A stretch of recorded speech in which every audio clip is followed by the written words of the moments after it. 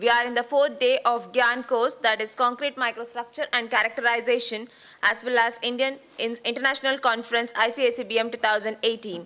Now I hand over the mic to Sir. He is going to continue the lecture. Okay. Good morning, everyone.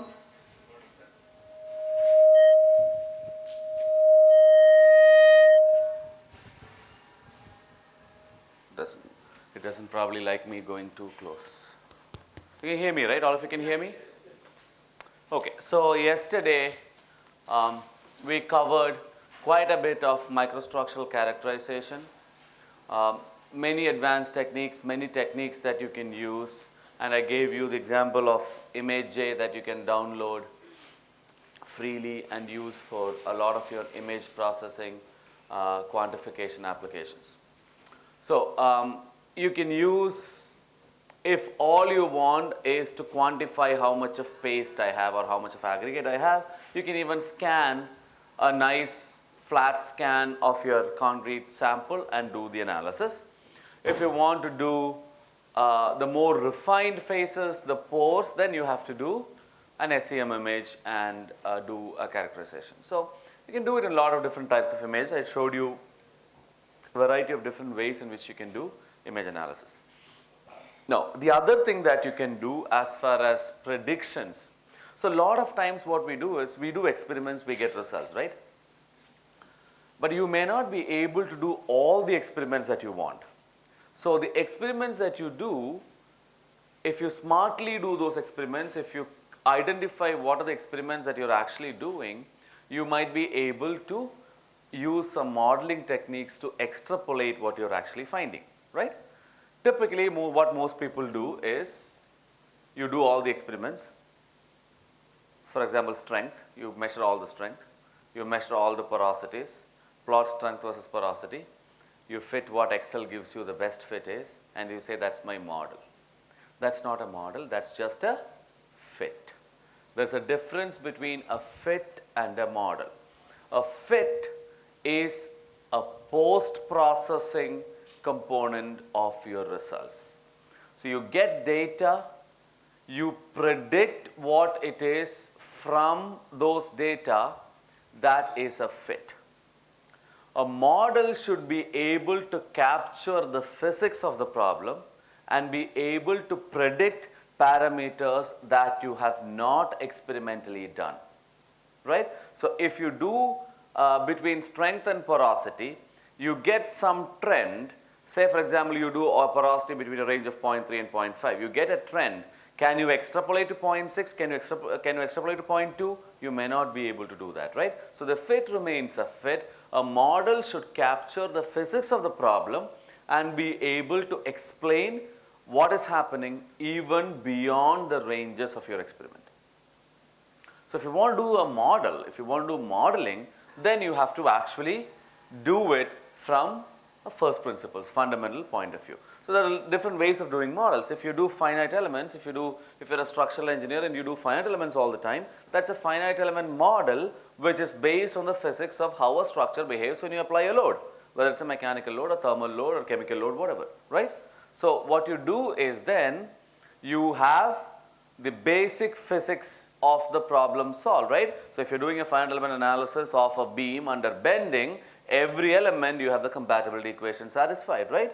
You have the stress tensor, so sigma is E times strain satisfied if you're doing linear elasticity in every element, right? So if you're doing displacement control test, you have the displacement compatibility satisfied. So you put in whatever software that you use, you put in the equations relevant for that. First principle equations, not in a finite element analysis, you don't say strength is 35 times porosity raised to 22.3. You don't do that, right? Because those are all empirical models. So that's numerical models. Then you can have analytical models. You can sit down and figure out by drawing free body diagrams and doing force transfer, you can come out and say, you can do the analytical models. For example, if you do hydraulics and flow through an open channel, you get analytical models for velocity, fluid flow, all of that through open channels, right? So you can get analytical models. So numerical models, analytical models, you can do combination of numerical and analytical. So one of the ways in hydration, now you think about cement hydration. Now don't forget, while we are talking about pore structure, microstructure, etc., don't forget that the genesis for all of that is hydration. Whatever you are seeing, right? So just because I talked about hydration on Monday does not mean that hydration is not important on Thursday. Okay? So that is the genesis for everything that you're seeing later on. We are also following the progress of how a concrete is placed and ages. So I talked about hydration on Monday, but we are talking about pore structure on Wednesday. I'm going to talk about properties on Thursday, but doesn't mean that you should forget the basic hydration part. So hydration is the genesis of all of that. When you talk about a pore structure, I said, okay, the pore structure can be very tortuous. A very tortuous pore structure is created by the fact that the hydration products are randomly distributed in 3 dimensions, right? Your cement and fly ash and silica fume are all distributed differently, and they're all in a random manner. You see that? So you effectively end up with a complex, a random, heterogeneous, complex structure. Hydration creates all of that. So is it then not important to model hydration? For example, a priori predictions before I get in and do something, right? A priori. I want to find out, yes, here is what I have. Can you tell me if I give you this cement and a certain water cement ratio and a certain type of ingredients with a certain chemical constitution, and I heat it or I cure it at certain temperature, can you tell me what will the property of this paste be? What will be the elastic modulus of this paste after 28 days? Or what will be the permeability of this concrete after 1 year? Can you predict? Why is that important? A lot of times, specifications are written for performance. I talked about that, right? Well, specifications in most countries are written for properties, which is a wrong thing. And we talked about that. So if you have to write a specification for performance, if I want to say that my concrete has to perform, has to be durable for 5 years or 10 years, can I say that it is enough to have a 40 megapascal strength? No, right? So you have to have a property that can pick the performance. And we talked about the entire day yesterday on pore structure, which is the cardinal characteristic that influences the performance, right? Whether it's the total porosity or the size and distribution of pores, and I gave you so many different ways to characterize those. Okay. So if that is what we need, is it not important to predict what is happening? It's a very complicated way of prediction because there are so many chemical constituents, they react in so many different ways, there are so many ionic species in solution, the equilibrium constants of all of them are different, the way they react is different, the way they form is different, but people have come up with some interesting models. Now this is a pixel based model of cement. Can you see individual pixels in that microstructure? So basically what you say is, I'll say 1 pixel is 1 micron. Just for example, 1 pixel is 1 micron. Which means a 50 pixel cement grain, 50 micron cement grain will have 50 pixels, okay, in the diametrical direction. So you construct pixel based things and then you identify, you randomly distribute those pixels. So I take a certain unit volume, I create all these pixelated structures. Remember particle packing? Using the same, I'm getting so much of echo today in my ears. Maybe this is too close. You hear these singers doing this, right? When they sing sometimes, right? That's the same effect that they get, and I'm getting the same ringing in my ears. And they can sing only one song for 5 minutes and leave. I can't, right? I have to be here for 3 hours. Okay, maybe it's better. Can you hear me still? Yes. Okay. So what they did was, you take a certain unit volume and find out how much cement, how much fly ash, how much water, throw in all of that, and then create rules or algorithms for how cement reacts based on what we know. Now, you don't have to know all these basics. I did not put this in the notes, but you can write it down. There's a software called CEMHIDE 3D, CEM HYD 3D, freely downloadable from National Institutes of Standards and Technology in the United States. SEMHYD 3D, freely downloadable model. It will tell you, it will actually help you. Okay, if you do SEMHYD 3D, it'll take some time. So SEMHYD 3D is not something that you go in, switch it on, click a few buttons and it'll come and tell you, thank you very much, here is a hydration product, okay? It'll take you some time to learn. It'll probably take you a couple of months to get used to understand what it is, but it's a free software. If you have a PhD student working on hydration, it'll be a good thing for him to get familiar with. Use this software, and this software, the first question that this software asks you is what are the different constituents, what are the particle size distribution, what's the water cement ratio. If you give all of that, it will give you a particle packing. So everything that I told you yesterday about particle packing is a first step of this software. Okay?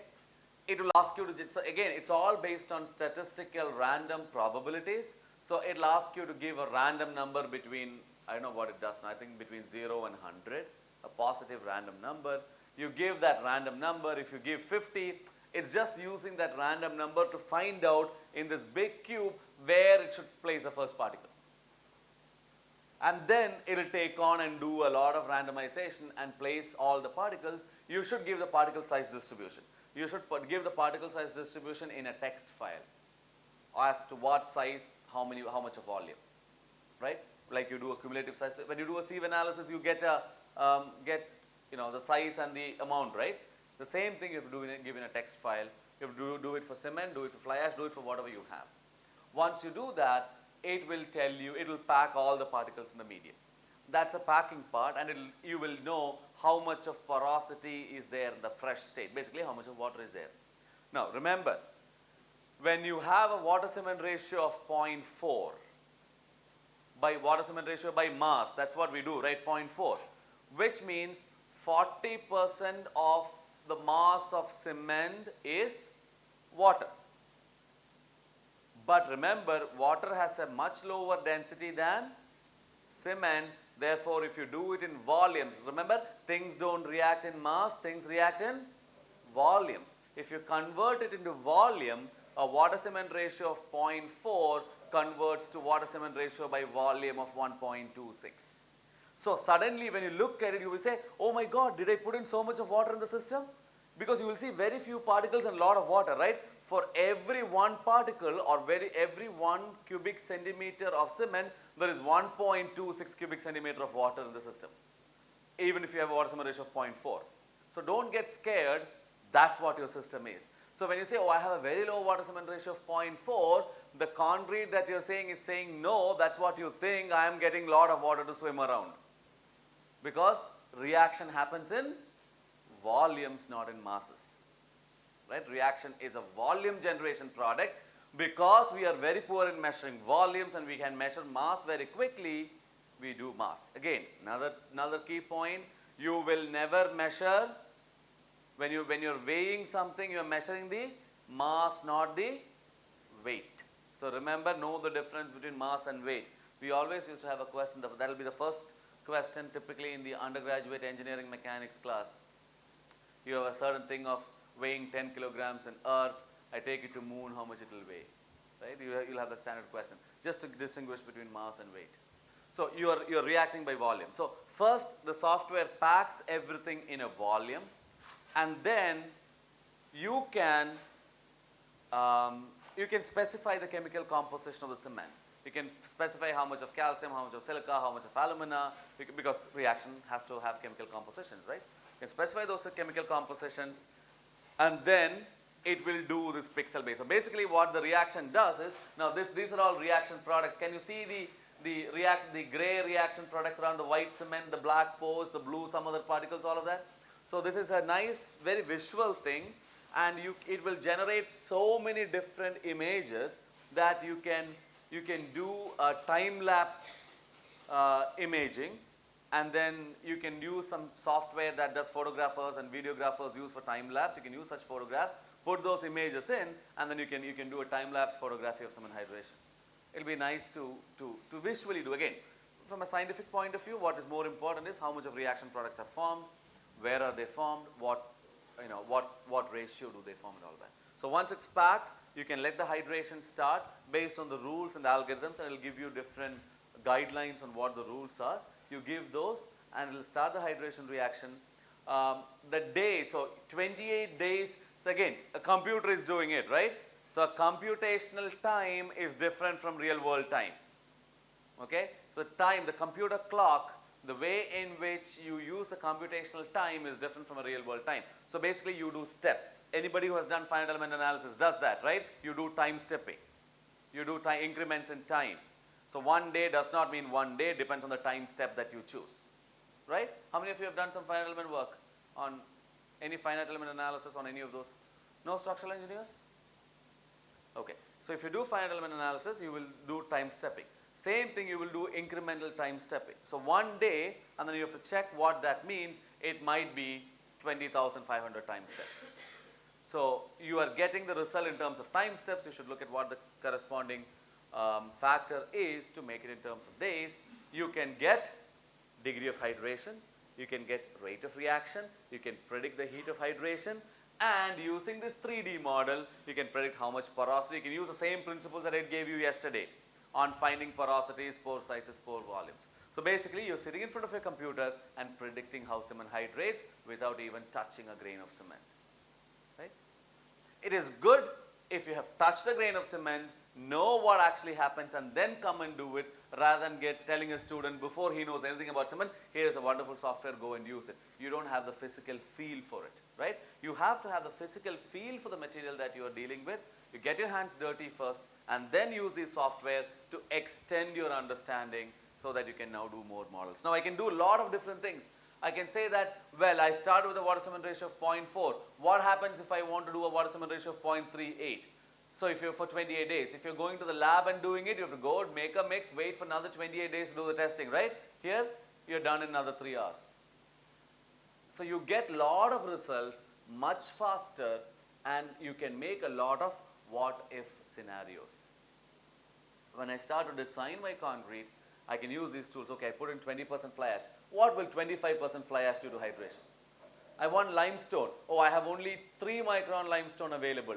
If I have 1.5 micron, they do nucleation also very well, because this is a nucleation growth model. That's the driving engine for the software. So if you actually put in a smaller limestone, it will do nucleation. You will know then, what can I afford? 1.5 micron limestone costs 25% more than a 3 micron limestone.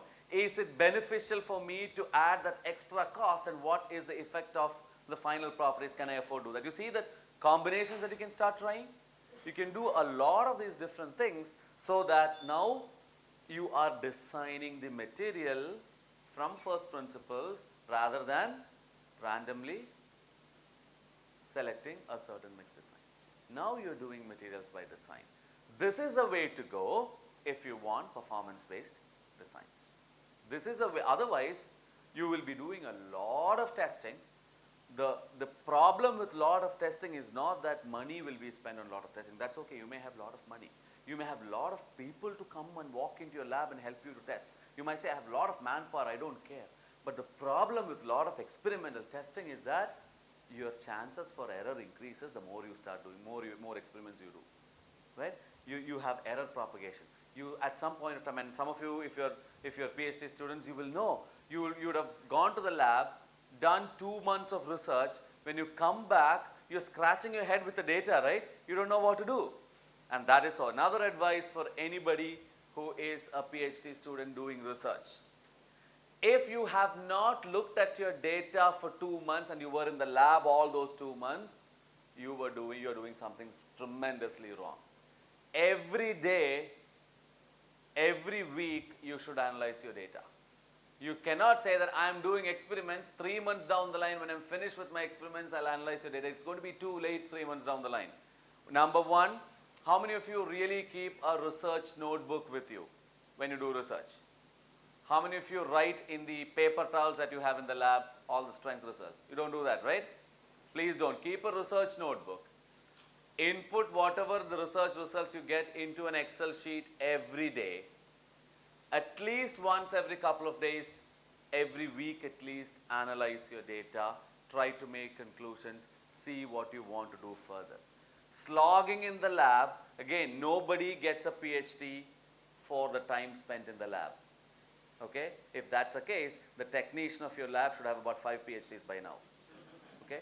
You get a PhD for the intellectual contribution that you make. You get a PhD for the difference in the science and to the world that you make. For that, you have to treat data like your kids. You have to treat them with caution. You have to be very careful with the data, and you have to, would you ignore your kids for 2 weeks and come back 3 months down the line and figure out, oh, where is my kid? You won't do that, right? You will look after your kid every day.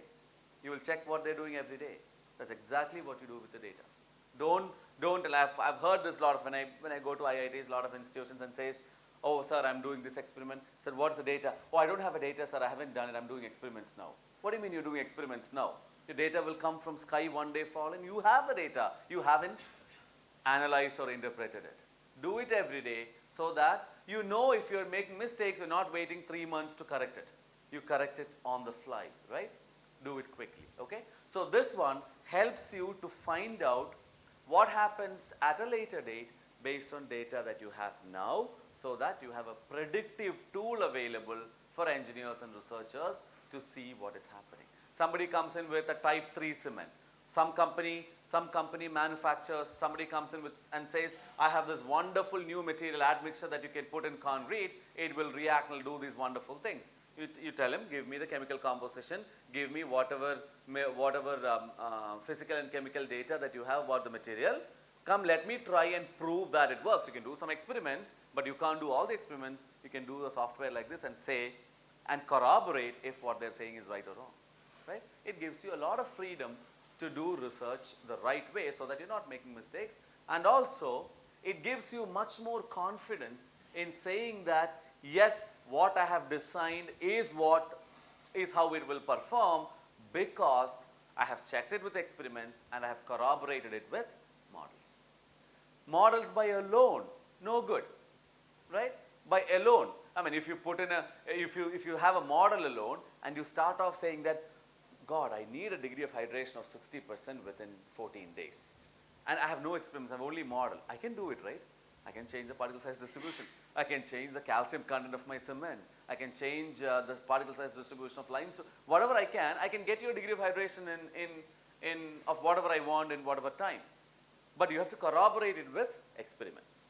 Once you know, here are the boundary conditions, here are the conditions that this model will work well, then you can crank that model up for a lot of different things. You get the idea? It's not very easy. Again, correlation functions are used for statistical discretion. We talked about correlation functions. I told you about throwing darts and throwing lines, right?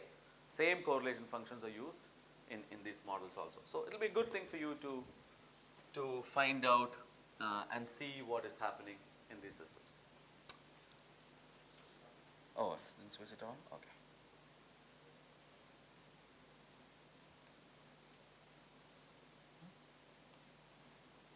Okay, I was going the other side.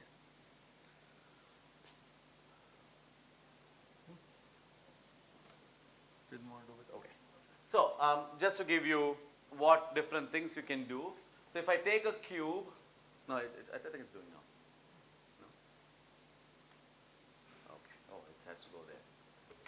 So, if you take a unit cell and you see here, all the hydration products, hydrated particles, all of that.